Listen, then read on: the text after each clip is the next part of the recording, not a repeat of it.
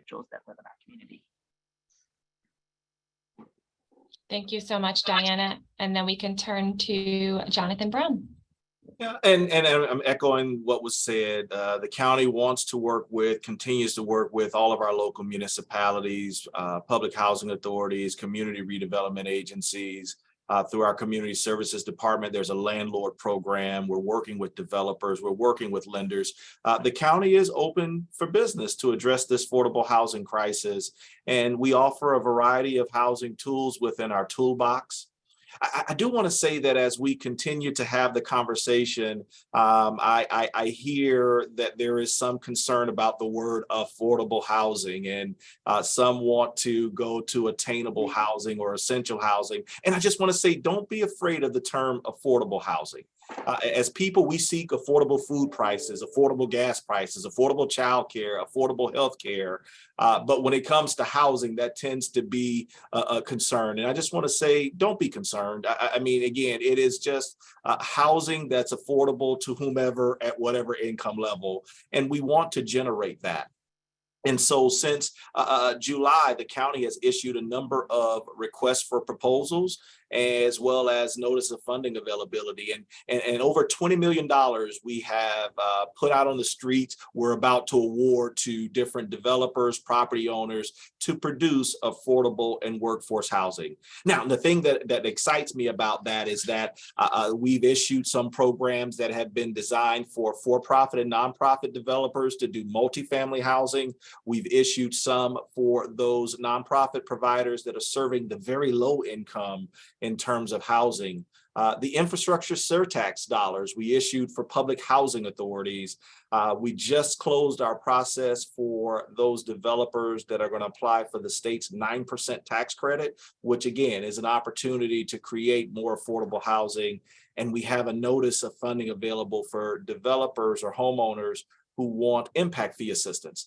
The county is open for business, and we are looking to work with those who are trying to produce housing, or maybe you own housing, and we have housing rehabilitation programs, emergency repair programs. As we continue to come around and ride around in the community, we're seeing a lot of blue tarps.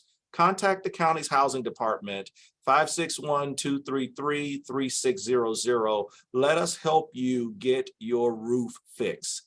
And then again, working with our development community. We as the county, I may have mentioned it earlier, we don't own the housing units, but we're a funding source. We want to work with those who are going to create the housing units that are going to benefit the residents here in Palm Beach County. We're open for business, and we're willing to work with those who want to create and help us to address this affordable housing crisis. Thank you. Great. Now we have some time for question and answer. I know a lot of questions have already been answered. You all have been doing a great job of that. One thing that I saw kind of brought up a couple of times, if people have concerns and they want to speak out and discuss some of these issues, a lot of our members want to advocate on behalf of individuals that need housing.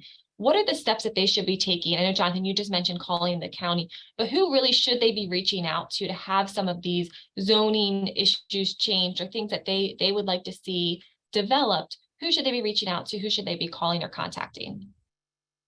I can give this a try. Your elected officials are the key to so much that really staff can recommend things, and they have been trying hard to do that, but in the end, it's really important that you do talk to your elected officials and sometimes your appointed ones on a planning and zoning board. Don't be afraid to go to those meetings and speak up. On the state level, the same thing. Our elected officials need to hear how bad things are on the local level. I'd say try with the federal ones too, because it's really tough. I do find that sometimes they're a bit out of touch in understanding the real struggle. I had someone say, what can we be hopeful for? And it is tough right now, but we do see things stabilizing a little bit as far as rents. So I would just say that's a great place to start. They want to hear from you. And that's something I'm always asked when I go advocate. They're like, Suzanne, you're an advocate. I want to hear from real people. So I guess I'm not real by representing other people, but I can't tell you what a difference that can make. if you can maybe go with someone to do that or facilitate them or help them find their voice, that would be a great idea. Holly, I want to jump in and answer one of the questions that I thought I said I would answer live. It's about the rent to own. We really have been looking at that as an initiative for the past year. It's not an easy initiative. Other organizations outside of Palm Beach, I think, have done it. But what we are figuring out, it cannot be done without the supported services. So if we're going to do a rent to own initiative, we need to have our budgeting credit and counseling being very prominent part of the program, because we want to ensure that people still continue to go in order to be able to access a first mortgage loan to buy the property. But we are seriously thinking about that in light of the affordable housing crisis, the prices and the interest rate and the time that it takes for that.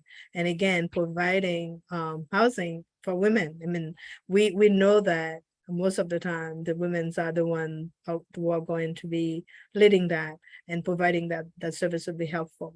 So we also will look forward to partner with economic development or small business development programs to see if women can increase their income to side gigs, or if we do a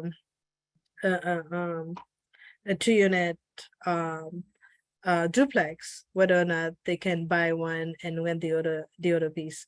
So those are the things that we are looking at for asset development, asset building, and creating more income for the low and very low income clients or people at the affordable housing people, seeker homeowners. Yes.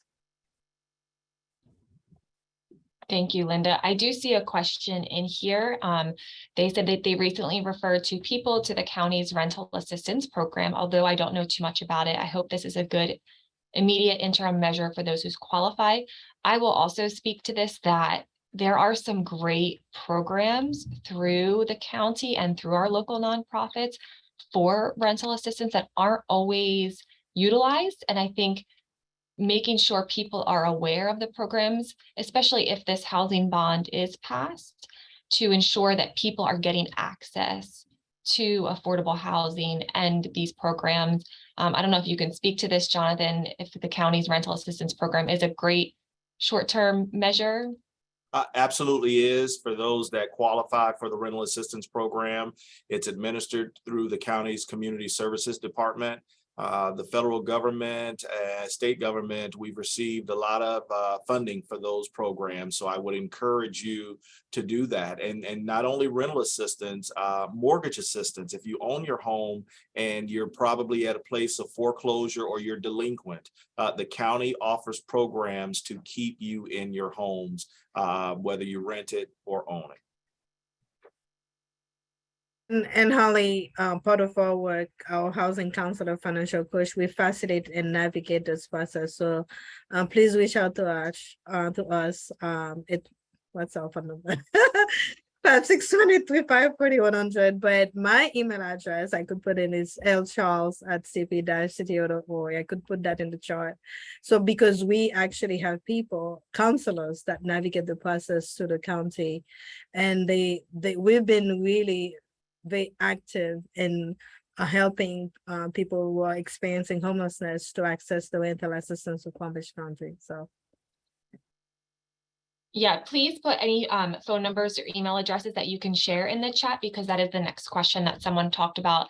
If they don't have a computer link to access the county programming, what phone numbers may they suggest? So Jonathan, if you have a phone number for community services, if you could put that in the chat as well. I think that is another great reminder. One question that I had as we come close to this November 8th election, if the housing bond were to pass, Suzanne, where could individuals stay up to date on that process? And is there a website or something that they can be checking to see what the next steps will be? Yes, that's really important. And I just have to add a number 211. It's so easy to reach it, and they can find, they give out my number all the time, which I am absolutely fine with. But if people don't know what to do, have them call 211, because if you're having trouble paying your rent, maybe you can get food, Yes. maybe you can get help with electric. I can't tell you, it's kind of a big math problem, and 211 can help you start to solve that. They can get you to Jonathan's office, Linda's. So if people don't have access to a computer, pick up the phone and dial 211 and get a live person. And that's a really good resource. As far as the bond issue passing, yes, this is something the Housing Leadership Council has been dedicated to. And we do have a housing plan in place. So the good news is this is something we've been working on. We're confident it'll pass, and we have so much more to our housing plan. The housing bond is just one little piece of it. But yeah, we will keep everybody updated in it. And the housing bond is only for unit production, but you know, it's other things we're working on right now to go along with that. So it will take a little patience, because you know, when we increase that supply, prices go down. You know, it's kind of the economic principle, but there will have to be a little patience with that. But things are coming online already, and there's already developments that as soon as those bonds are sold, they can grab that money. They're looking for that gap financing. They can't finish their deal, and we want them to take this money to finish their deal, because then we have the right to ask for certain rents and sales prices in return for that. So Housing Leadership Council, I'll put that and my email address in the chat, but we will definitely keep you updated on that. Great. I think I might have to put these phone numbers in the chat, because it looks like everyone's are going to hosts and panelists. So I will update that. I can also put my email in the chat, and if anyone has any questions, I can connect them to the right people.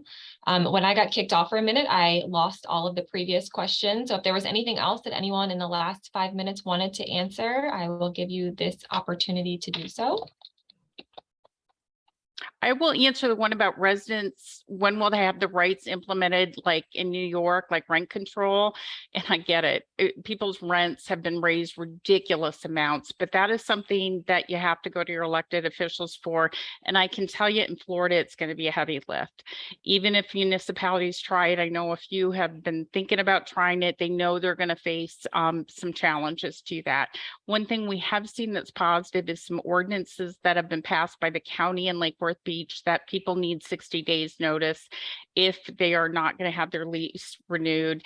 And I think they're trying to strengthen that by saying if there is a significant increase. So, you know, our elected officials, things happen here locally. So start wherever you live. If you don't go to those meetings, go to those meetings. Give them a call. Your representatives are there.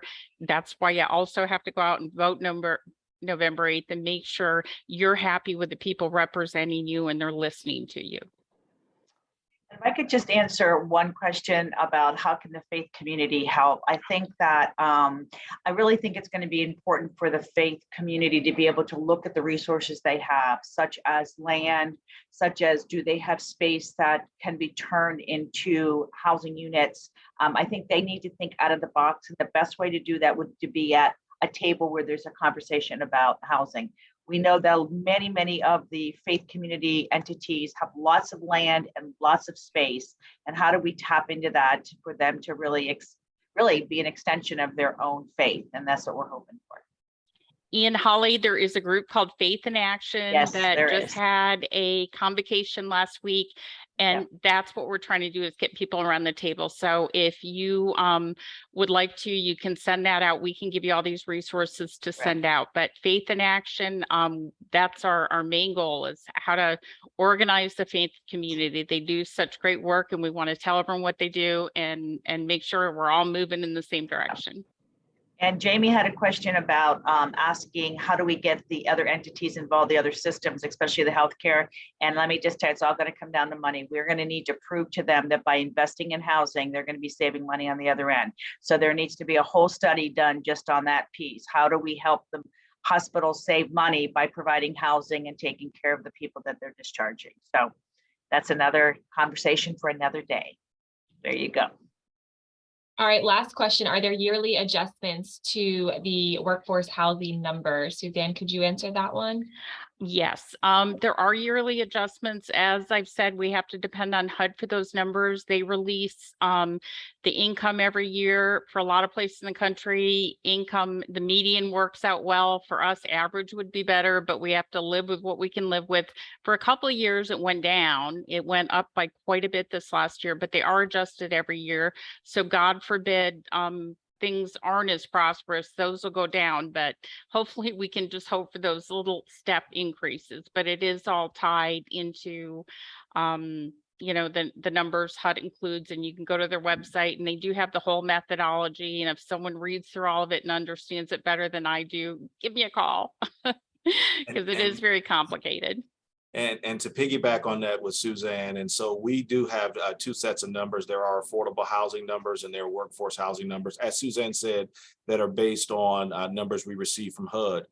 The numbers are different for affordable and workforce. So if you contact us on what the county numbers are on workforce housing, we can get you more information. But as Suzanne said, they do change annually. Great. Thank you all so much. I know many of you have to run to your next meeting. So thank you to the panelists, especially with my brief technical difficulties. I appreciate you all with your patience. Herizon is committed to empowering girls and women. We will have additional educational events in the near future. So please continue to check our website, which is joinherizon, HERIZON.org. We'll have our future legislative session panel coming up in January. And I'll be sure to share the link to register and a follow-up email. You can stay up to date by visiting our website and logging and following us on social media. Thank you all so much. There may be a brief survey that pops up when you sign off today, so please take that for us so we can better understand who you were and when and where and what we should be focusing on for future educational events. Thank you again so much to all of our panelists. This has been a great educational session. Thank you, Holly. Thank you, Holly.